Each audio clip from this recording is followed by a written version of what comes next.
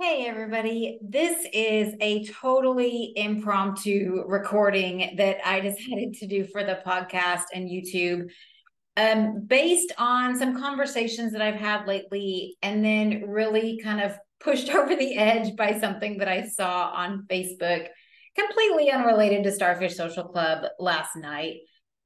Because the published episode this week had to do with students getting diagnosed and just kind of all of that. It also touched on where to ask people for guidance and suggestions.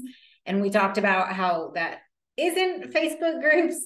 I just felt like what I want to talk about today goes along nicely with the scheduled episode that published on Monday.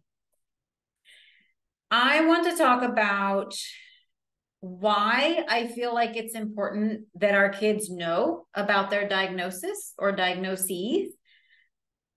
When is the best time to have these conversations with our kids, and how? How do we have these conversations?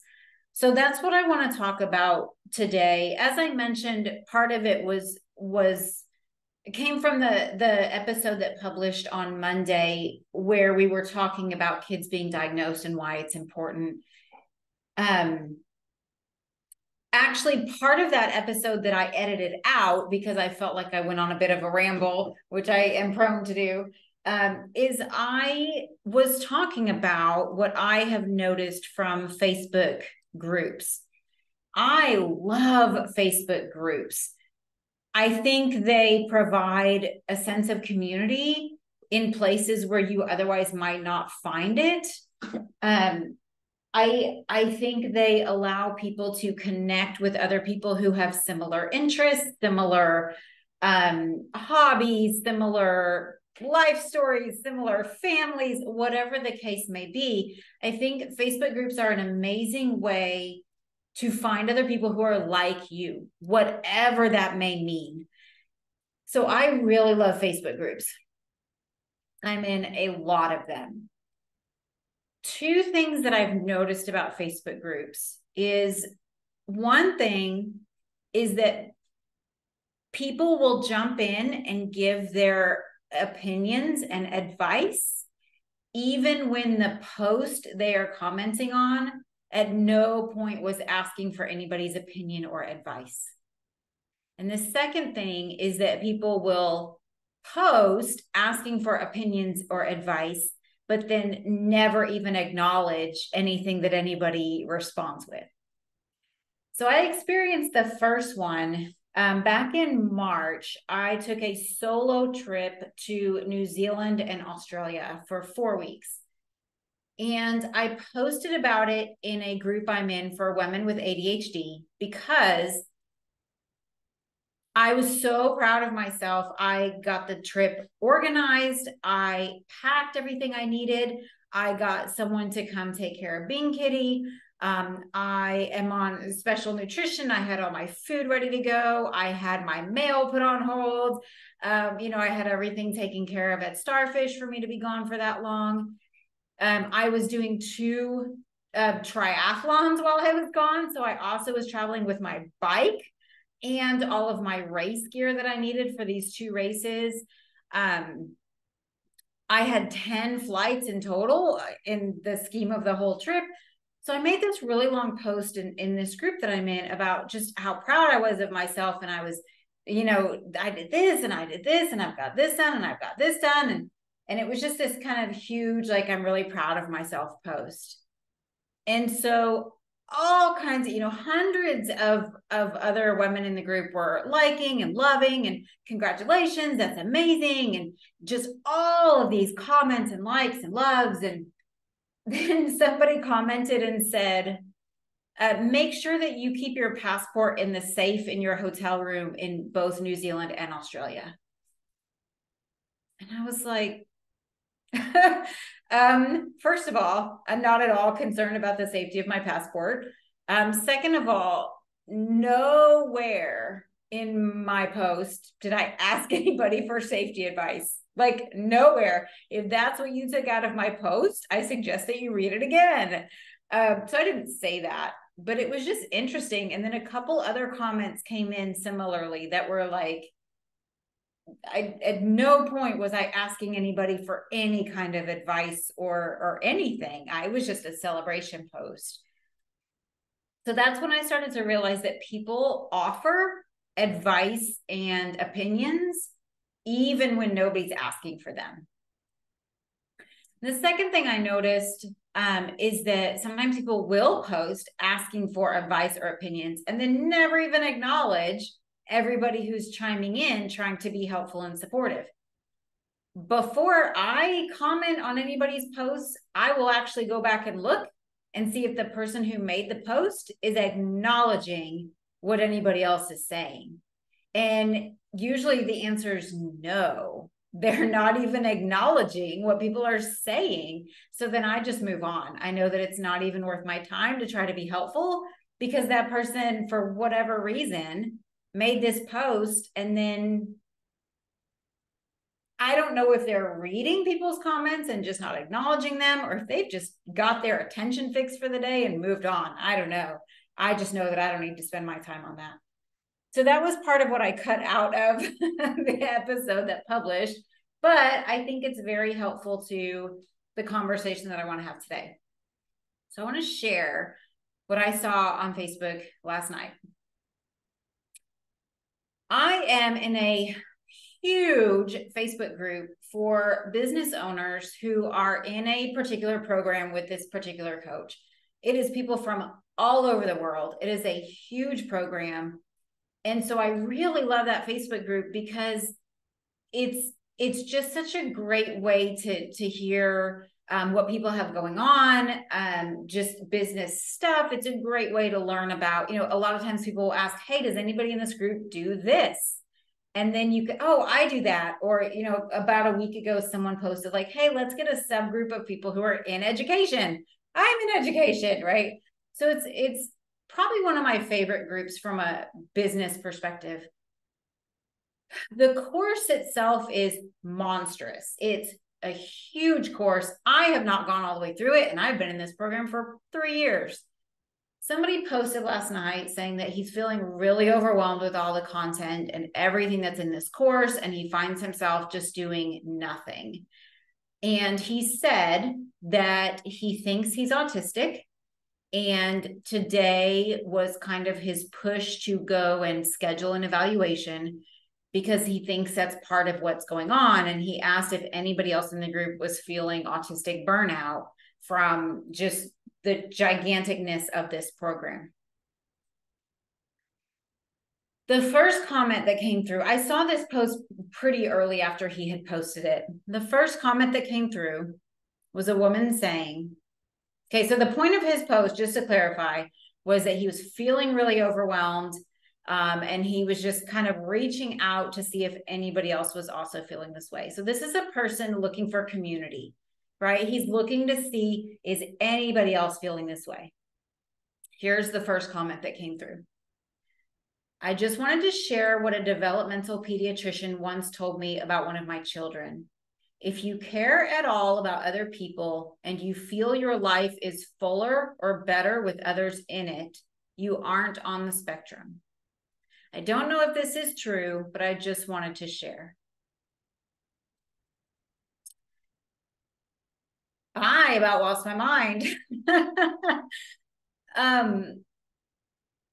I definitely went into the emotional part of my brain, but I also went to work trying to figure out how to respond to what this person said without being upset or angry about it, but also making the point that this is a really harmful stereotype.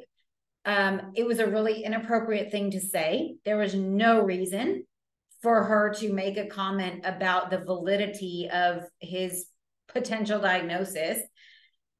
Just the whole thing was, clearly she has no authority to even talk about somebody else who may or may not have autism. Just the whole thing really, and she was trying to be helpful. So I wanted to be mindful about how I responded, recognizing that her intention was to be helpful. So I ended up saying, As a social coach for autistic and ADHD kids, I have to say this is a very misguided mindset. And I feel sad that a developmental pediatrician would share a perspective like this with parents. It's not uncommon for autistic people to have more empathy than their peers. They just don't always know what to do with those feelings. Every autistic child I've ever met has a desire to be connected to others at some level. It's why a lot of autistic people also experience social anxiety. I know you are sharing someone else's words and not your own. I wanted to make it clear that I wasn't coming after her, but I felt the need to jump in and advocate for my students. So that's how I chose to respond. I got probably 10 other people commenting, thanking me for my response to what she said, commenting that it was very well said, which I appreciate because I was in an emotional state when I wrote it. But yeah, lots of people basically annoyed and frustrated that she would even say something like that. She ended up also responding and saying, she said, thanks for sharing your perspective. I'll be careful to not pass along this information in the future if it is not evidence-based or could negatively impact others. But again, there was no part of this person's post where he was asking anybody to validate his autism diagnosis. There was no part of his post that was asking for that. And this person clearly isn't even qualified to do so, and even if he was asking for that. So, and then I saw this morning, he responded to what she said, and he said, imagine what I have to go through based on all this confusion about the autistic spectrum and the help I could have gotten if I was properly diagnosed. The best way to prevent me from help is to say that I am not on it, on the spectrum, based on logic that who knows where it came from. So he's basically saying that her response made him feel like he shouldn't be seeking help. If he were to take her response at face value, well, then he's not autistic and he shouldn't be going for this evaluation. So you have one person's comment that was not even what he was asking for help with. And now you have this man who's just completely feeling deflated because someone who does not know him is chiming in and saying, well, you can't possibly be autistic. I just like, oh my gosh. So that really prompted me to talk about why I feel like it's so important that our kids are aware of their diagnoses, when I feel like is the best time to have these conversations and how to have them.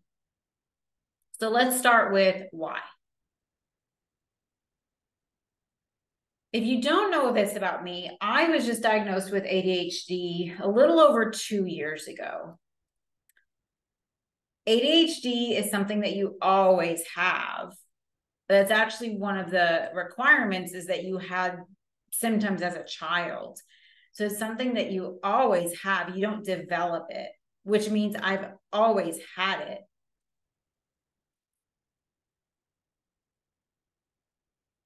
To me, it is similar to when I was in 3rd grade and went to the doctor and was told that I needed glasses.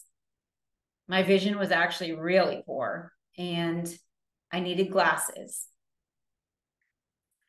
It's similar to when I broke my elbow a couple of years ago, same month as when I was diagnosed with ADHD, coincidentally, and went to a surgeon and didn't need surgery, but I was prescribed physical therapy. I think it's the same as when kids are adopted. I think the more that we know about ourselves as people, as human beings, the more comfortable we are with ourselves and the more we can accept what we need. I remember when I was told that I needed glasses when I was in third grade, I remember bawling because the only person I knew in my third grade class that wore glasses was not very popular. And so that was the only frame of reference I had. But then I went and got glasses, and I can remember realize, some of you guys will relate to this if you had a similar experience, realizing that the carpet had ridges in it, and that the trees, all the leaves in the trees were individual leaves. They weren't just a clump of green together. All these things that I could see for what they were, as opposed to what I had seen the first 8 years of my life. I still remember that feeling. The same feeling. I had LASIK surgery 11-ish years ago. Is the same feeling. Being able to wake up in the morning with no glasses, no contacts, and just see perfectly. Oh my gosh. We all deserve to understand how we operate and what we need and how we show up in the world. I don't know why this is making me emotional, but I can feel it in my voice. We all deserve to understand who we are.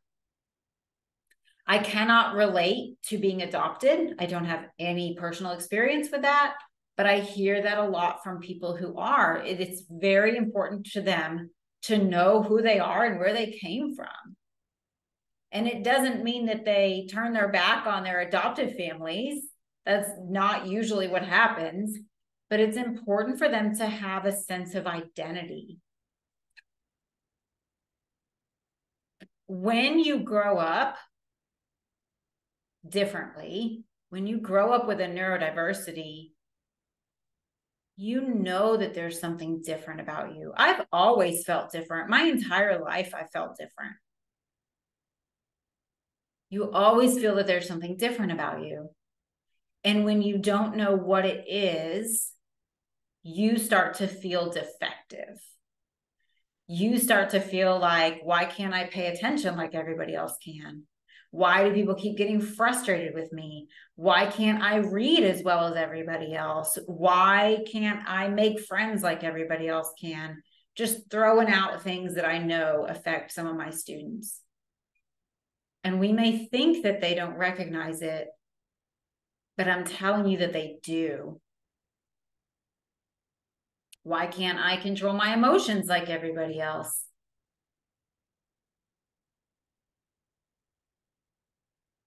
Part of understanding who we are is that it gives us a pre-existing community that we can belong to. The day I got my diagnosis, I joined 2 Facebook groups, one for women with ADHD and one for female entrepreneurs with ADHD. Because now I feel like I fit somewhere. I feel like I belong somewhere. And one of the things I see a lot in those groups is women will post and ask, does anybody else do this? Does anybody else not understand this? Is this an ADHD thing? It is people looking for community. It is people looking for explanations. It is people looking to not feel so alone in what they think and how they feel. And I remember not joining the groups before I was diagnosed because I felt like an imposter. I think if you're an adult who's looking for a diagnosis, the concern is not so much, what if I get this diagnosis? What if I get diagnosed with autism or ADHD or dyslexia? I think the fear is more, what if I don't? Because if you go for the evaluation and the evaluator says no, now what? Now where do you belong? Now where do you fit in? So I think as an adult, the fear is much more about not getting a diagnosis than it is about actually getting one. So that's the why. That's why I feel like it's so important. Everybody deserves to know who they are. Everybody deserves to know what's going on with them. If you think about if there was a physical issue going on with your child, most parents would go to the ends of the earth to figure out what is happening with my child. What is, if they're having persistent migraines, or they're not able to keep food down, whatever the case may be, if there's something physically going wrong, most parents would be incredibly persistent at trying to get someone to tell them what's happening. And I think it should be the same with things that are more about how our brains function. I think we should also be doing research and making appointments and getting, feedback from people, not people in Facebook groups. Absolutely not people in Facebook groups. Nobody in any Facebook group is qualified to tell you whether something your child is or is not doing is or is not autism or ADHD or dyslexia or a speech impediment, whatever. Nobody's qualified to do that for a child they've never met. So please do not go in Facebook groups asking, do you think, my child's autistic because they're doing this? Because one symptom could be because your child is autistic, and the same symptom could have nothing to do with them being autistic. A few weeks ago, I was at a one-on-one appointment with a student, and we were building Legos. And after about 40 minutes, I realized I had lined all of my Lego pieces up by shape and size and color. What? I don't live my life that way. There's nothing in my house that's organized by shape and size and color. I was not a kid lining up cars when I was little. That's not a factor in my life. But if someone were to come along and look at that in that moment, they might have some thoughts about that, right? So no to Facebook groups for asking if your child does or does not have a specific disability. But I do absolutely think everything is worth pursuing. If you're concerned about their language delay, let's pursue that. If you're concerned about that they're having meltdowns a lot, if you're concerned that they kind of avoid being around other kids, all these things could be something that we need to look into more. Okay, so that was the why I think it's important that we all know who we are as people. So let's talk about when. When should we talk to kids about their diagnosis? Is there a time when they're too young? Is there a time where it just doesn't really matter? My personal opinion, I am not an expert in diagnosing kids. That is not my field. So this is all just my opinion and my life experience. I think kids deserve to know as soon as you know. I think it's important for everybody to understand why certain things are more challenging for them, maybe why certain things are easier for them, just some of the things that they can expect based on their diagnosis. If they're on medication, I think it's absolutely crucial that they know why. Why are they on medication? 20 years ago, I used to work in group homes, and part of the guidelines in the group home were when we were helping people take their medication, the resident had to be able to tell us what medication they were taking and why they were taking it. I'm not sure why, I guess it was to make sure they had agency over what they were putting in their body. but they had to tell us, like, this is this Lexapro and it's to stabilize my mood. This is Depakote because I have bipolar disorder, whatever the case is, Topramil because I have seizures. The residents had to be able to tell us what they were taking and why. And I think the same should be the case for our kids. I think they should have the knowledge about why they're taking medication. Just like if they wear glasses, right? They understand why they wear glasses. If they have a wheelchair or a walker, they understand why they have those things. If they have assistance in school, they should know why. Why are they going to another room to get speech therapy? Why? Right? Somebody should be explaining that to them. If they have an IEP, why? Somebody should be explaining that to them. If they're allowed to have people read their tests to them, why? All of these things should not be a secret. They should be things that our kids know because it's about them. It's their life. So I think our kids should be told as soon as it's known, even if they're too young to process it. I remember when I was in high school, my school counselor she and her husband had adopted 2 kids, and I would babysit them. And they talked to their kids from the day they got them about being adopted, and they got them as babies. They had pictures in their house of their birth mother. They were in contact with their birth mother. It was never a secret to them that they were adopted. So they knew before they were even capable of processing that this is who they are. This is part of their life story.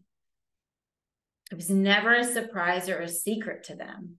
And I think, even if your kiddo gets diagnosed at 4, to just start using that terminology, start talking about what that means, so that when they're 7, 8, and they get to where they can actually start processing it, it's not new information to them. They're just processing it on a more mature level as they get older. Let's talk about how to tell your kiddos. I would say this one might be the hardest. I think most people probably agree that our kiddos should know and that they should know early. So I think the how might be the most challenging part. So I'll tell you my suggestions. My suggestion is to just start talking about the positive attributes of whatever your child's diagnosis or diagnoses are. Just start talking about the positive attributes of it and start giving it the label. So for example, if your child has ADHD, even if you want to start, sometimes it's easier to start by not talking about your child, but just talking about it in general. You could even talk about me. Did you know that Steph has ADHD? So that means, and then start talking about all the positive attributes. People with ADHD are super creative. Steph always has so many ideas. She's so creative. People with ADHD have amazing imaginations. They usually have vivid dreams. They're always just thinking about something that's really cool. They tend to be good at creating and building things. They always like to learn new information. They like to research and look things up, and they like to try new things and do new things. If you're talking about autism, people with autism have really amazing brains. They have typically really good memories. They also are really good at understanding how pieces fit together and how things work. They're really great at things like computer programming or engineering, or the things where you really have to pay attention to details. So just start with, what are the positive attributes? And then start using the word autism, ADHD. Start using it. once you feel like your child has started to identify with that, a lot of our kids will do it on their own. Almost all the students who come to my program at Starfish Social Club are already aware that they have a diagnosis. Most of them. Sometimes I'll have a parent that says, we have not told them. Totally fine. Everybody gets to make their own choices in this world, right? So you can make whatever choice you want to.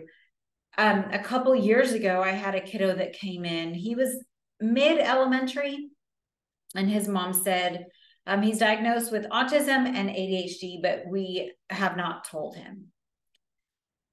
So he came in and I was explaining to him about Starfish Social Club, what we do here. And one of the things that I will say is that most of our students are autistic or have ADHD.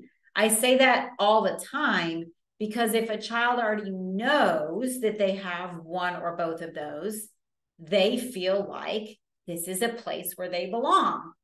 If a child doesn't know, it's a way for me to introduce that concept without making it personal about them. So that's what happened. This kiddo said, well, what does that mean? And so I said, well, let me tell you about ADHD. And so I started to tell him, kind of like I did a couple minutes ago, said, I have ADHD, and that means this and this and this and this. And I said, it also means I have a hard time focusing and paying attention to things. It means I don't always hear what people say when they're talking to me. It means I'm not so great at being organized or paying attention to details. And as he's listening to me, his eyes got really big and he looked at his mom and he said, that sounds like me.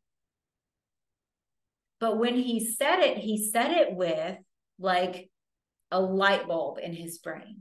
Like, oh my gosh, that sounds like me. And so then he looked back at me and he said, and what's that other thing that you said? And I said, autism. And he said, yeah, what does that mean? So I started doing the same thing, talking about autism. And he had the same reaction. He looked at his mom and he said, that sounds like me too.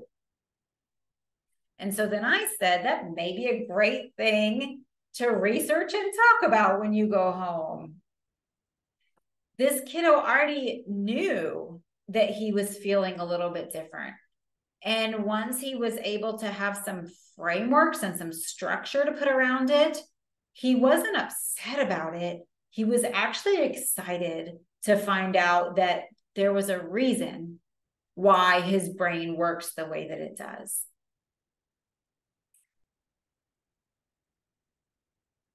Because most of the kids in the program know about their diagnosis, they talk about it pretty openly here at Starfish Social Club.